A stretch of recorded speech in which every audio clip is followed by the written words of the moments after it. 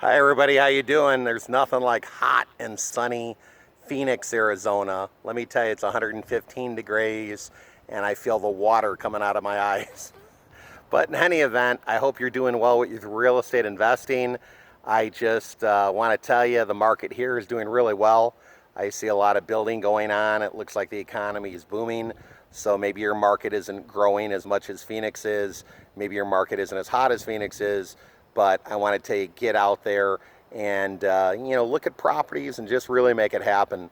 Don't kind of wait back. You have to create your own opportunity, and I think you can, no matter where you live. As I travel around the country, I see a lot of great opportunities everywhere.